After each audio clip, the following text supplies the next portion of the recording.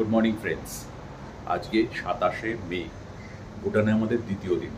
Literally আজকে আমাদের trip শুরু হচ্ছে। গতকাল রাত্রে আমরা ছিলাম ফোনশেলিংয়ে এই হোটেলে। হোটেলটার নাম হচ্ছে শেরিংমা, TSHRINGA।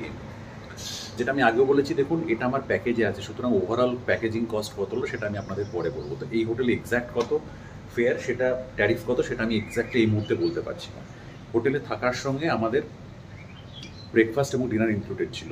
এই এখন ব্রেকফাস্ট করব, তারপরে আমরা বেরিয়ে যাব। আপনারা জানেন যে ভুটানে যারা লকডাউনের পর থেকে ভুটানে যারা ট্যুরিস্ট ভুটানের ভেতরে ফোনশেলিংয়ের ওপারে যাবে, তাদের জন্য ট্যুরিস্ট পারমিট করতে হয়, যেটাকে বলে SDF। সেটা এখন হবে। ব্রেকফাস্ট করে বেরোবো। পারমিট অফিস খুলবে হচ্ছে সকাল 9:30টার সময়। তারপরে ডিটেল বলছি। লকডাউনের পরে ভুটান সরকার যখন আবার ট্যুরিজম চালু করেন, তখন বেশ কিছু শর্তাবলী আরোপ করেন। তার মধ্যে একটি হলো SDF বা সাস্টেইনেবল ডেভেলপমেন্ট ফি।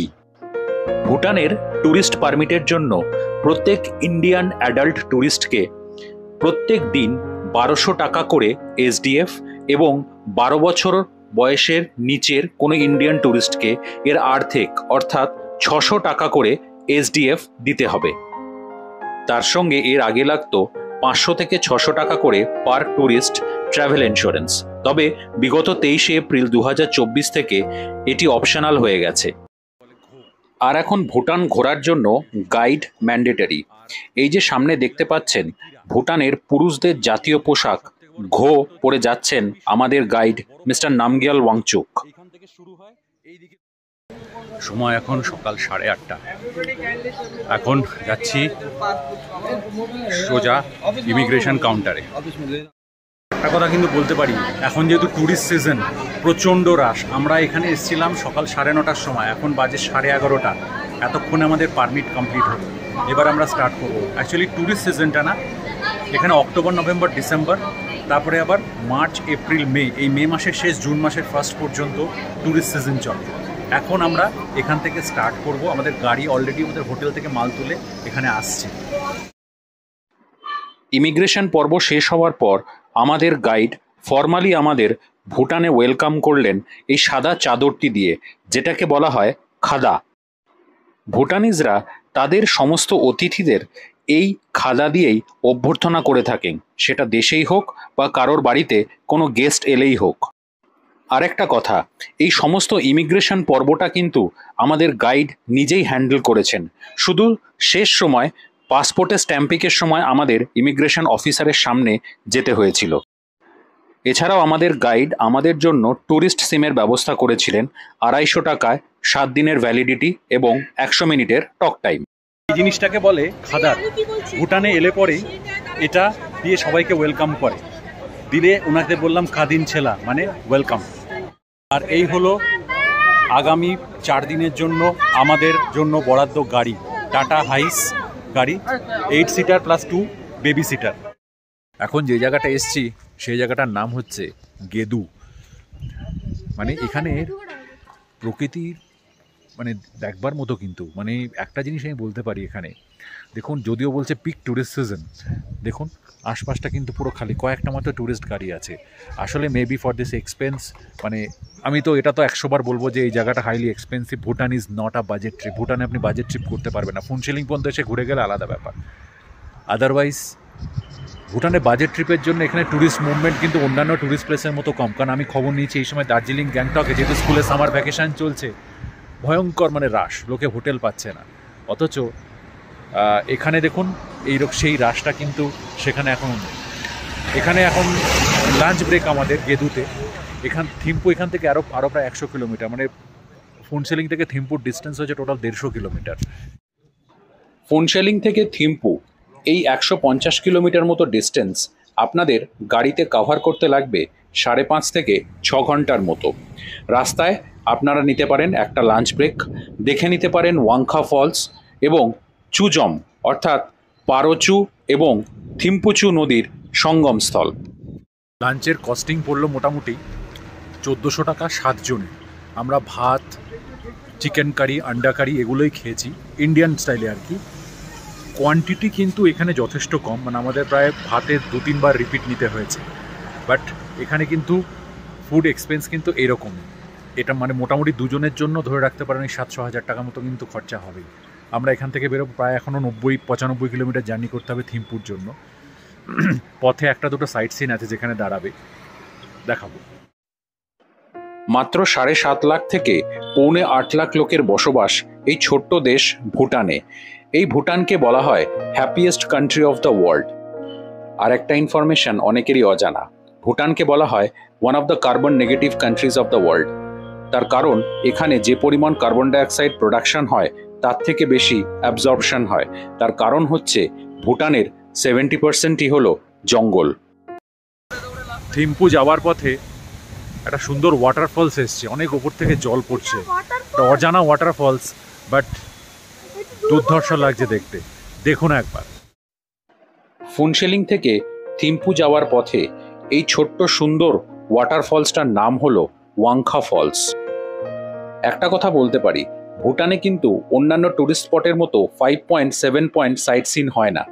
ভুটানে নেচার এখনো ভার্জিন, আর এই ভার্জিন প্রকৃতিকে এনজয় করতে দেশ বিদেশ থেকে পর্যটকরা ছুটে আসেন। আর ঠান্ডা কিন্তু যথেষ্ট বেড়ে গেছে, দেখুন গরম জামা জড়িয়ে নিয়েছি অলরেডি। জল প্রচণ্ড ঠান্ডা। এখান থেকে এখনও ভুটান মানে থিম্পু প্রায় 70 কিলোমিটারের কাছাকাছি। আমাদের আরও লাগবে, ঘন্টা 2-2.5 পৌঁছতে আরও লাগবে। একটা জিনিস শুধু দেখুন, পেছনে নেচারটা দেখুন, প্রকৃতিকে দেখুন, পুরো গ্রিন গ্রিন অ্যান্ড গ্রিন। মানে এইটাই পুরো মানে দিল গার্ডেন গার্ডেন করে দিল আর কি। একটা হেল্পফুল ইনফরমেশন দিয়ে রাখি, ভারতবর্ষ থেকে যারা ভুটানে ট্রাভেল করবেন তাদের কারেন্সি এক্সচেঞ্জের কোনো প্রয়োজন নেই, কারণ দুই দেশের কারেন্সি ভ্যালুয়েশন সেম এবং পুরো ভুটানে ভারতের কারেন্সি অ্যাকসেপ্টেড হয়। তবে ভুটান ছেড়ে বেরোবার আগে সমস্ত লোকাল কারেন্সি খরচ করে নেবেন, কারণ ইন্ডিয়াতে ঢুকে গেলে কিন্তু ভুটানের কারেন্সি আর অ্যাকসেপ্ট হবে না। ভুটানে গাড়ির নাম্বার আপনারা বিভিন্ন রকম পাবেন। এই যে আমার পেছনে যেটা আছে দেখুন, বিপি মানে হচ্ছে ভুটান প্রাইভেট। যদি সরকারি গাড়ি হয় সেখানে থাকবে হচ্ছে বিজি। যদি কোনো গাড়ির নাম্বার বিটি দিয়ে স্টার্ট হয় তার মানে ভুটান ট্যাক্সি। এবার যদি আর বিপি থাকে, ওটা ব্লু প্লেটে হয়, সেটা হবে হচ্ছে রয়্যাল ভুটান পুলিশ। আর যদি কোনো রয়্যাল ফ্যামিলির গাড়ি হয় তাহলে পুরো ক্যাপিটালে ভুটান লেখা থাকবে। এই জিনিসগুলো সব গাইডের থেকে জানা যায়। এবার আমাদের ভুটান ট্রিপ বা এখন যারা ভুটান ট্যুরিস্ট পারমিটে আসে তাদের তো গাইড নেওয়া ম্যান্ডেটারি, আমাদের প্যাকেজের মধ্যেই আছে, গাইডের চার্জও ধরা আছে। এবার আপনারা যদি ইন্ডিভিজুয়ালি আসতে চান ট্রাভেল এজেন্ট না ধরে, প্রথম কথা আমি সেটা রেকমেন্ড করবো না। খুব অসুবিধা, কী ধরনের অসুবিধা ফেস করতে পারেন সেগুলো আমি পরে বলবো। তাহলে গাইডের চার্জ পড়বে হচ্ছে 1500 রুপিস পার ডে, এবং একটা গাড়ির জন্য একটা গাইড। সে একটা গাড়ির মধ্যে দেখুন আমাদের গাড়িতে 8 জন একটা গাইড, একটা বাস যদি হয় ধরুন 20 জন, তাহলে সে তার জন্য একটা গাইড। পার গাড়িতে একজন করে গাইড থাকবে। আমরা এখন থিম্পু থেকে মোটামুটি ওই 35-36 কিলোমিটার মতো দূরে আছি। এখানে টি ব্রেক নিয়েছিলাম, আর 1 ঘন্টা মতো লাগবে পৌঁছতে। এই যে নদীটা দেখছেন, এই নদীটার নাম হচ্ছে দামচু। জাস্ট একটু পরে আমরা একটা জায়গায় যা দাঁড়াবো, সেই জায়গাটার নাম হচ্ছে চুজম। ওই চুজম নদীতে, চুজম ওই জায়গাটাতে দুটো নদী, পাচু বা পারোচু আর থিম্পুচু, দুটো মিলে যে মানে সম্মিলিত প্রবাহ যেটা, সেটাই হচ্ছে এই দামচু, যেটা চলে গেছে। এই ভ্যালিটা দেখুন পুরো গ্রিন, মানে এখানকার প্রকৃতিতে গ্রিনারিজ নিয়ে মানে এত ভেজিটেশন এখানে। সেই জন্য এই Bhutan is one of the carbon negative countries বলা হয় ভুটানকে। এই জায়গাটার নাম হচ্ছে চুজম। আগে যে দেখালাম দামচু, ওই নদীটা যে দুটো নদীর মিলিত প্রবাহে সৃষ্টি হয়েছে, সেই দুটো নদী হচ্ছে এদিক থেকে আসছে পারোচু আর এদিক থেকে আসছে ওয়াংচু, আর এই জায়গাটা হলো তার কনফ্লুয়েন্স।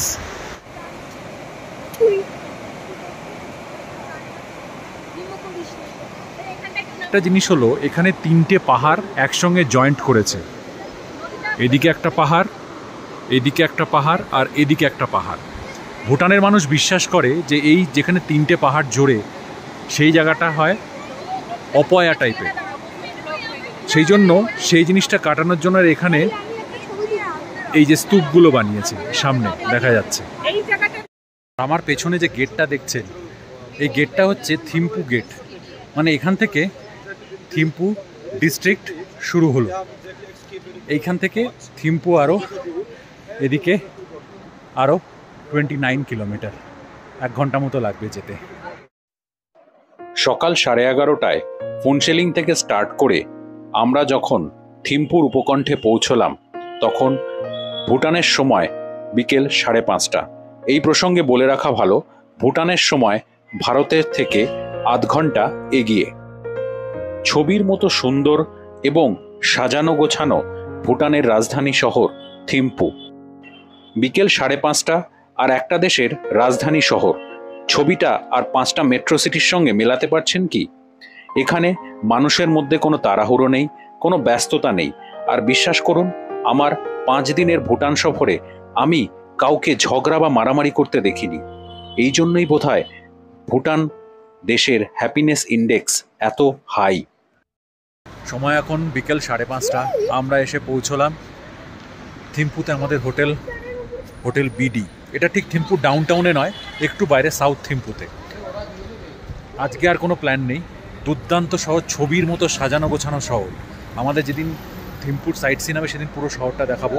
আপাতত চলুন হোটেলে এন্ট্রি করা যাক। থিম্পু শহরে আমাদের জন্য বুক করা এই বিডি হোটেল একটি 3 স্টার প্রপার্টি। এই হোটেলে আমাদের স্টে 2 দিনের, যার মধ্যে ব্রেকফাস্ট এবং ডিনার ইনক্লুডেড। এখানেও একই রকম ডাবল বেড 3টে রুম পেয়েছি। এটা হচ্ছে 3 স্টার প্রপার্টি। একবার রুম টুরটা দেখে নিই। এই আমার রুম নাম্বার 104। এই ঢুকলাম আমি। ঢুকে প্রথমেই রয়েছে একটা ডেস্ক, এখানে আছে ইন্টারকম, এখানে একটা কিং সাইজ বেড, 4টে পিলো দিয়েছে, এখানে আছে ওয়াশরুম স্লিপার, সো এটাই হবে ওয়াশরুম।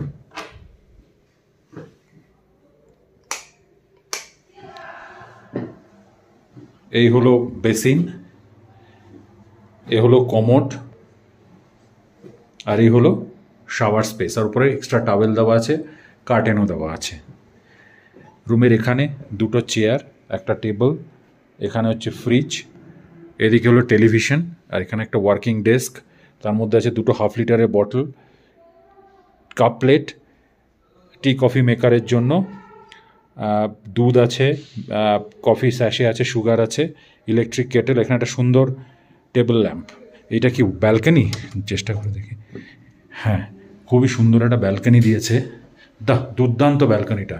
আর বাইরের রোড ভিউটাও খুব সুন্দর, ভেরি গুড, মানে দেখতে খুব সুন্দর লাগছে। এখানে আবার একটা সুন্দর বসার জায়গাও আছে।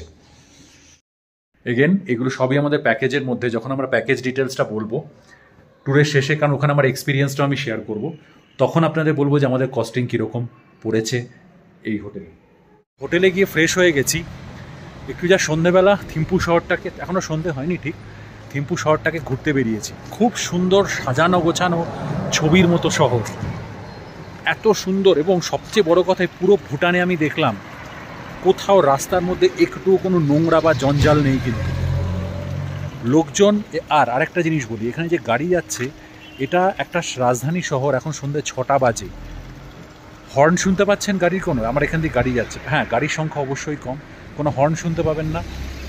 এবং এখানে জেব্রা ক্রসিং দিয়ে রাস্তা পেরোতে হয়।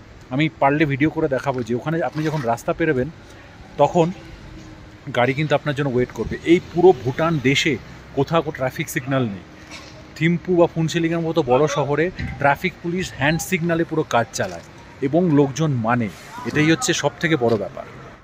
ভুটানে রাজতন্ত্র আমরা সবাই জানি, কিন্তু এখানে কিন্তু ভোটিং সিস্টেম হয়। এখানে কিন্তু প্রাইম মিনিস্টার আছেন, এখানে কিন্তু পার্লামেন্ট চলে। আলটিমেটলি এনি রুলস আর এনি লজ অ্যাপ্রুভ করেন কিং, সেটা ঘটনা। কিন্তু এখানে কিন্তু ডেমোক্রেসি চালু আছে। এখানকার এখন যিনি বর্তমান রাজা, তিনি হলেন জিগমে কেসার নামগ্যাল ওয়াংচুক। একটা কথা বলে রাখা ভালো, এখানে প্রধান ধর্ম বৌদ্ধ ধর্ম, তবে এখানে রাজাকে কিন্তু এরা ভগবানের সম্মান দেয়, লিটারেলি। তার কারণ আছে। কিছু কিছু জিনিস আমাদের গাইড সাহেব বলছিলেন যে কোভিডের সময় ভুটান একটা এমন দেশ যেখানে 0 ডেথ হয়েছিল কোভিডে। ভুটান একটা দেশ এমন, কোভিডের সময় পুরো দেশকে লক করে দিয়েছিল ফর 2 ইয়ার্স। তখন কিন্তু রাজা 7.5 লক্ষ লোকের খেয়াল রেখেছিলেন, থাকা খাওয়ার কোনো অভাব রাখেননি। এবং রাজা পার্সোনালি বললে ভুল হবে, বাট রাজা কিন্তু এখানকার সিটিজেনদের ভীষণ খেয়াল রাখেন, সেই জন্য এরা রাজাকে ভগবানের সম্মান দেয়। এবং সমস্ত জায়গাতে যেখানেই ভগবানের কোনো প্যাগোডা বা কোনো মনেস্ট্রি যেখানে ভগবানের ছবি রাখেন তারা সঙ্গে সঙ্গে কিন্তু রাজারও একটা ছবি রাখেন, কিন্তু এটা একটা বৈশিষ্ট্য এখানকার। থিম্পুতে আমাদের হোটেলটা ডাউনটাউন অর্থাৎ মেইন সিটি সেন্টার থেকে 3 থেকে 4 কিলোমিটার পেছনে। আর সেদিনকার আইটানারিতে আর কোনো সাইট সিনও ইনক্লুডেড ছিল না, তাই সন্ধ্যের পরে সেদিন সময় কাটিয়ে দিয়েছিলাম নিজেদের মধ্যে গল্পগুজব করেই। এর পরের দিন আমাদের সাইট সিন ছিল পুনাখা, যেটাকে বলা হয় উইন্টার ক্যাপিটাল অফ ভুটান। হয়ে গেল রাত্রে খাওয়া দাওয়া, এখন রেস্ট করব, কারণ পাহাড়ি শহর খুব তাড়াতাড়ি শুয়ে পড়ে, আমরাও এখন শুয়ে পড়ব। কালকে আমাদের থিম্পুতে স্টে আছে, বাট কালকে আমরা যাব পুনাখা, আর সেই গল্প তুলে ধরবো আপনাদের সামনে আগামী ভিডিওতে। ততদিন ভালো থাকবেন, সুস্থ থাকবেন, and keep travelling. Bye, good night.